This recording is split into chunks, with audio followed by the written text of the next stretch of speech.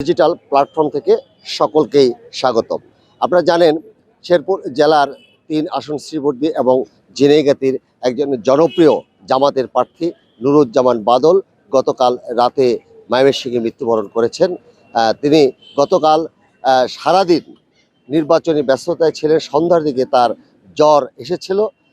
তিনি বিছানায় শুয়েছিলেন। রাত 10টার দিকে জ্বরের মাত্রা এবং বমি শুরু হলে তাকে শ্রীবর্দী হাসপাতালে নেওয়া হয়। শ্রীবর্দী হাসপাতালে কিছুক্ষণ চিকিৎসার পর তার অবস্থার অবনতি ঘটলে তাকে ময়মনসিংহ হাসপাতালে পাঠানো হয়। ময়মনসিংহের হাসপাতালে যাওয়ার পথেই জনাব নুরুজ্জামান বাদল মৃত্যুবরণ করেছেন বলে দলীয় সূত্র আমাদের নিশ্চিত করেছে।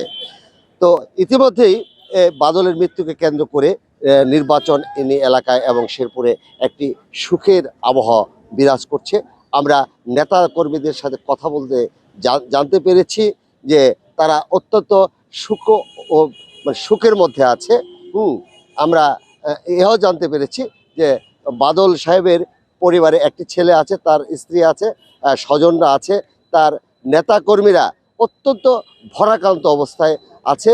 আমরা জেনেছি তার পরিবার থেকে যে তিনি দীর্ঘদিন যাবৎ কিডনি রোগে আক্রান্ত।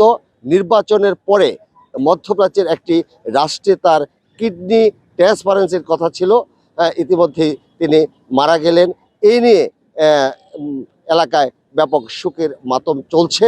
আমরা জেনেছি যে পারিবারিক সূত্র এবং তাদের দলীয় সূত্র জানিয়েছে দুপুর 2:30টার দিকে শেরপুর সদর উপজেলার ঈদগাহ মাঠে, পৌর ঈদগাহ মাঠে তার প্রথম নামাজের জানাজা অনুষ্ঠিত হবে। 5টার দিকে তার নামাজের জানাজা শেরপুর শ্রীবর্দী সরকারি কলেজ মাঠে অনুষ্ঠিত হবে বলে দলীয় সূত্র জানিয়েছে। আমরা আরেকটু বিস্তারিত শোনার চেষ্টা করছি জামাতের এই এলাকার একজন নেতার কাছ থেকে। আসসালামু আলাইকুম। নুরুজ্জামান বাদল কালকে নির্বাচনী প্রচারণা ছিলেন। আমাদের কয়েকদিন আগে একজন ভাই শহীদ হয়েছিলেন। তার গুরজিয়াতের জন্য কালকে আসরের নামাজ তার বাড়িতে পড়ি এবং নুরুজ্জামান বাদল সাহেব সেই আসরের নামাজের ইমামতিও করেন। একসঙ্গে তার সঙ্গে আমি নামাজ পড়ি। সে তখনকার নামাজ শেষ করার পরে আবার গুরজিয়াতে যাই। গুরজিয়াতে থাকেন আমাদের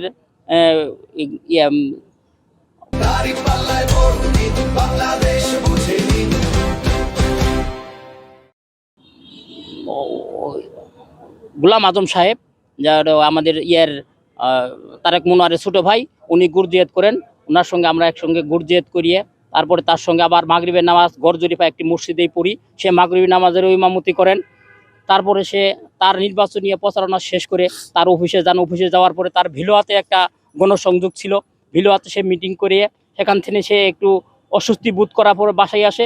বাসায় আসার পর কিছু খাওয়া দাওয়া করার পরে বিছানায় শুয়ে পড়ার পরে তার শ্বাসকষ্ট আসতে থাকে। তখনকার তাকে প্রাথমিকভাবে শ্রীবর্দী সদর হাসপাতালে নিয়ে যায়, তাকে প্রাথমিক চিকিৎসা দেওয়া হয়। সেখানে তার অবনতি ঘটার কারণে সেখানে ডাক্তার তাহাকে তাড়াতাড়ি ট্রান্সফার করে দেন ময়মনসিংহ সদর হাসপাতালে, সেখানে স্বদেশ হাসপাতালে। সেখানে তাকে নিয়ে যাওয়ার পরে ডাক্তার কিছুক্ষণ চিকিৎসার পরে তাকে মৃত্যু বলে ঘোষণা করেন। এটা আমাদের নেতাকর্মীর জন্য খুব দুঃখজনক। আমরা এই শোক কিভাবে সইব? আল্লাহ, তুমি আমাদের সমস্ত নেতা কর্মীকে ধৈর্য ধরার তৌফিক দান করো। আল্লাহ, সকলকে নেতা কর্মীকে তৌফিক দান করো। এখন তার প্রথম নামাজে জানাজা শেরপুর পৌর পার্কে হবে। তার দ্বিতীয় জানাজা শ্রীবর্দী থানার সরকারি কলেজ মাঠে অনুষ্ঠিত হবে বিকাল 5 ঘটিকার সময়। ধন্যবাদ। সমস্ত এলাকা সুখে এখন বিহ্বল অবস্থায় আছে। আমরা একটু দেখাতে চেষ্টা করি। ইতিমধ্যেই নুরুজ্জামান বাদলের লাশ শেরপুর পৌর ঈদগাঁও মাঠে এসে পড়েছে। নেতা কর্মীরা আস্তে আস্তে আসা শুরু করেছে। আমরা মনে করছি 2টা বাজার আগেই এখানে অসংখ্য মানুষজন এসে জানাজার নামাজ পড়বেন। আমি যতটুকু জানতে পেরেছি, জনাব নুরুজ্জামান বাদল এলাকায় একজন সজ্জন জনপ্রিয় লোক হিসেবে পরিচিত। তাকে আবাল বৃদ্ধ বনিতা শ্রদ্ধা করে। রাজনীতিক বিরোধী রাজনীতির মানুষজন তার প্রতি দুর্বল। আমরা তার রুহের মাগফিরাত কামনা করছি। আর এই হলো শেষ বক্তব্য। আমরা পরবর্তীতে আপনাদের বাকিটুকু জানানোর চেষ্টা করব। মাসুদ হাসান বাদল, শেরপুর জেলা থেকে। আসসালামু আলাইকুম। আপনারা সবাই জানেন আমার বাবা কেমন মানুষ ছিলেন। তিনি জামাত ইসলামের জেলা সেক্রেটারি ছিলেন শেরপুর জেলা শাখার। আমার বাবা কালকে এই সময় নির্বাচনের কাজে ছিল, আজকের দিনে আর এই দুনিয়াতে নাই।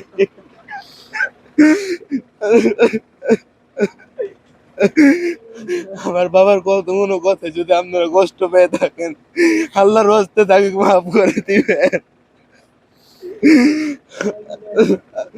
আমার বাবার জন্য দোয়া করবেন, আল্লাহ যাতে আমার বাবাকে জান্নাতের সর্বোচ্চ মাকামে নসিব করেন। আসলে নুরুজ্জামান বাদল ভাই দীর্ঘদিন থেকেই শারীরিকভাবে অসুস্থ ছিল। তার কিডনিতে ইনফেকশন ছিল, সেটা নিয়ে নিয়মিত অনেক ওষুধ খাইতেছিল। তো গতকালকে হঠাৎ করে সন্ধ্যার একটু আগ থেকেই তার একটু জ্বর বেড়ে যায়। রাত 10টা পর্যন্ত জ্বর মোটামুটি বাড়তি। আমি 10টার সময় এসেছি, তার সন্ধ্যার পরে 2টে প্রোগ্রাম ছিল, বিকল্প হিসাবে সে আমাকে পাঠিয়েছিল, 2টে প্রোগ্রাম আমি করে এসেছি। এরপরে 10টায় যখন এসেছি তখন আমাকে বলল যে জ্বরটা হয়তো কমে যাবে, আমি রেস্ট করলেই হয়তো বা ঠিক হবো। তো রাতের 12টা বাজে হঠাৎ আমার কাছে ফোন করতে, পাশাপাশি ঘরে আমরা ফোন করার পরে আমি ফোন ধরে আমাকে শুধু বললো মাত্র দ্রুতই আমার শ্বাসকষ্ট বেড়ে গেছে। আমি তাৎক্ষণিক ড্রাইভারকে ডেকে দিলাম, বললাম যে দ্রুত গাড়ি বের করো। আমাদের এক কর্মীকে বললাম যে একটু হাসপাতালে যান, যাই দ্রুত অক্সিজেনটা রেডি করেন। আমি দ্রুত ঘরে আসলাম, আসার পরে দেখি যে শ্বাসকষ্ট খুব বেশি, একদম মুখ দিয়ে প্রায় ফেনা বের হইতেছে, এরকম অবস্থা। আমি খুব তাড়াতাড়ি, মনে হয় 5 মিনিটও লাগে নাই, এর মধ্যে শ্রীপুর সরকারি হাসপাতালে পৌঁছি। সেইখানে অক্সিজেন দেওয়ার চেষ্টা করছে, কিন্তু অক্সিজেন নিতে পারতেছে না। নাক দিয়ে মুখ দিয়ে এত ফেনা বের হচ্ছে যার মানে কোনোভাবেই সে শ্বাসটা নিতে পারতেছে না। পরবর্তীতে একটা ইঞ্জেকশন দেওয়া হলো খুব দ্রুত। ইঞ্জেকশন দেওয়ার পরে 4-5 মিনিট পরে একটু স্বাভাবিক হলো। ওনারা বললো যে দ্রুত আপনারা এখান থেকে শেরপুর নেন। তা আসলে শেরপুর নিয়েও লাভ নেই। আমি বললাম যে শেরপুরের চেয়ে ময়মনসিংহ ভালো হবে কিনা, বললো যে সবচেয়ে ভালো হবে। তো ময়মনসিংহ স্বদেশ হাসপাতালে আগে থেকে ট্রিটমেন্ট করতেছিল, আমি তার সেই ডাক্তারের সাথে আগে থেকে যোগাযোগ করতেছিলাম। তারা সব কিছু রেডি রাখছে, বললেন যে যত দ্রুত সম্ভব নিয়ে আসেন। তাৎক্ষণিক অ্যাম্বুলেন্স সেখানেই ছিল, আগে থেকে রেডি ছিল। অ্যাম্বুলেন্সে উঠায় আমরা দ্রুত যাই। সারা রাস্তায় শুধু মানে অক্সিজেনটা নিতে পারতেছে না, শুধু খুলে ফেলছে। আমি সার্বক্ষণিক ডাক্তারের সাথে কথা বলতেছিলাম। ডাক্তার আমাকে বলছিল যদি অক্সিজেন না নিতে পারে শুধু পাইপটা দিয়েও নাকের কাছে ধরে রাখেন। এই অবস্থায় চলতেছিলাম। ফুলপুর পার হয়ে গেছি, ময়মনসিংহ ব্রিজের ওঠার একটু আগে, তখন আমি ডাক্তারকে বলতেছি যে আমরা ব্রিজে উঠতেছি। এই অবস্থায় তার মাথাটা একটু ডান দিকে ছেড়ে দিল। তা আমার কাছে মনে হলো যে সে আর নাই।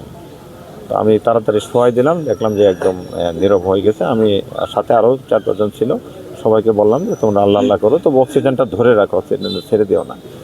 এই অবস্থায় স্বদেশ হাসপাতালে নিয়ে গেলাম খুব অল্প সময়ের মধ্যে। হাসপাতালের নিচেই তারা সব কিছু রেডি রাখছিল। তো নেওয়ার পরে সাথে সাথে ইসিজি লাগাই দিয়েছে। আসলে তাৎক্ষণিক সে নাই, আল্লাহর ডাকে সারা দিয়ে চলে গেছে। তবে আমি এই মহান রাব্বুল আলামিনের দরবারে শুকরিয়া আদায় করি এই জন্য যে আল্লাহ রাব্বুল আলামিন তার জীবনের সমস্ত সময়গুলা দিনের পথে, আল্লাহর দিনকে আল্লাহর জমিনে প্রতিষ্ঠা করার জন্য কাজ করে গিয়েছেন। এবং ছোটোবেলা থেকে দেখেছি সে বিভিন্নভাবে মানসিক এবং শারীরিকভাবে নির্যাতিত ছিল।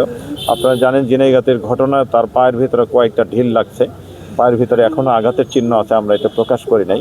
একটা বাড়ির দাগ আছে এবং 4টে ঢিলের দাগ আছে পায়ের মধ্যে, একটা ইটের টুকরার ঢিল। এই অবস্থায় আল্লাহ তাকে দুনিয়া থেকে শবে বরাতের একটা রাত্রিতে নিয়ে গেছে।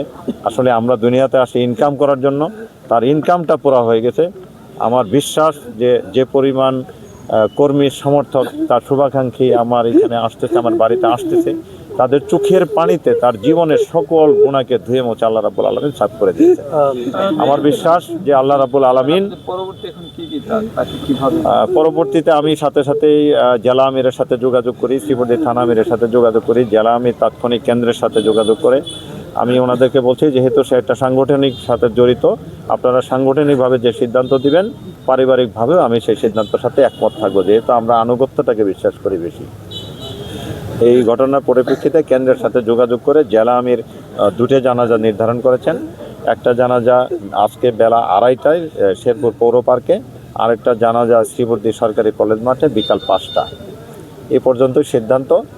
আমরা যদি মনে করি যে বিকাল 5টার জানাজায় অনেক লোক জানাজা পাচ্ছে না, সেই ক্ষেত্রে আমার ব্যক্তিগত মতামত, যেহেতু এটা আমাদের পুরাগড় গ্রাম, এই গ্রামের যে স্টেডিয়াম মাঠ আছে, যদি অনেকে জানাজা না পায়, এরকম লোক থাকে, তাহলে আমরা তৃতীয় জানাজা হয়তো বা মাগরিবের পরে একটা তাৎক্ষণিক সিদ্ধান্ত নিয়ে শ্রীবর্দী পুরাগড় গ্রামের যে পৌর মাঠ আছে সেই পৌর মাঠে আমরা করার চিন্তা ভাবনা করবো ইনশাল্লাহ।